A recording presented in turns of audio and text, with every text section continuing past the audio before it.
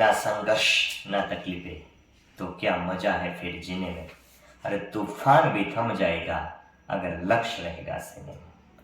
एक યુવાવસ્થાની અંદર એક યુવા વ્યક્તિએ એક યુવા દીકરાએ કરેલો સંઘર્ષ પોતાના પરિવારની તકદીર બદલી શક્યો।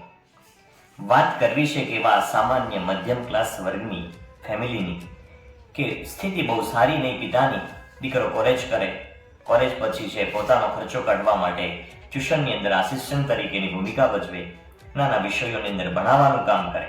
જ્યારે જ્યારે સમય મળે ત્યારે ત્યારે દીકરો સાહિત્યને સાથે રાખે, પુસ્તકોને સાથે રાખે અને વાંચન કરે, કારણ કે દીકરાનું લક્ષ્ય છે એ માત્ર આસિસ્ટન્ટ તરીકેનું નહોતું, એનું લક્ષ્ય તો હતું કે જીવનની અંદર કંઈક મહાન બનવું છે, મહાન બનવા માટેના સ્વપ્ન જોયેલા અને દીકરો છે રાત દિવસ સંઘર્ષ કરે, મહેનત કરે। જે અવસ્થાની અંદર, જે ઉંમરોની અંદર એની ઉંમરના દીકરા દીકરીઓ જ્યારે પોતાના મિત્રો સાથે ટાઈમપાસ કરતા હોય, મોબાઈલની પાછળ ટાઈમપાસ કરતા હોય, રમતોની પાછળ ટાઈમપાસ કરતા હોય, ત્યારે આ દીકરો સતત વાંચન કરે, મહેનત કરે, સંઘર્ષ કરે અને આખીરકાર એમનો સંઘર્ષ એમના પરિવાર માટે ખુશીઓનો ખજાનો અને આખીરકાર એ દીકરો છે સિલેક્ટ થાય છે ASI આસિસ્ટન્ટ સબ ઇન્સ્પેક્ટર તરીકે, અને એ પણ સુરતના પુણા વિસ્તારની અંદર।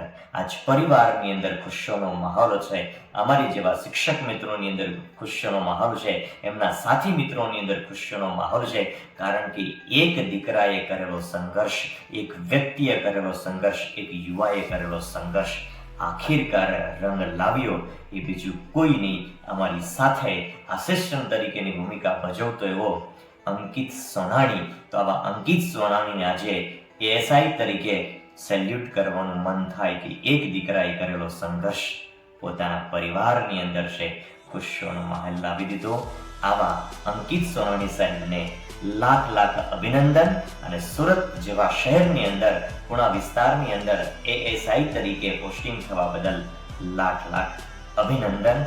દોસ્તો, વિડીયો શેર કરજો। તમારી જેવા યુવા મિત્રો કે જે ખરેખર પોતાની જિંદગીની અંદર આગળ વધવા માંગતા હોય અને જે સંઘર્ષ કરીને પોતાના જીવન બદલાવવા ઈચ્છતા હોય, એમણે અંકિતભાઈ સોનાણીના જીવનમાંથી ખાસ શીખવા જેવું છે। રાધે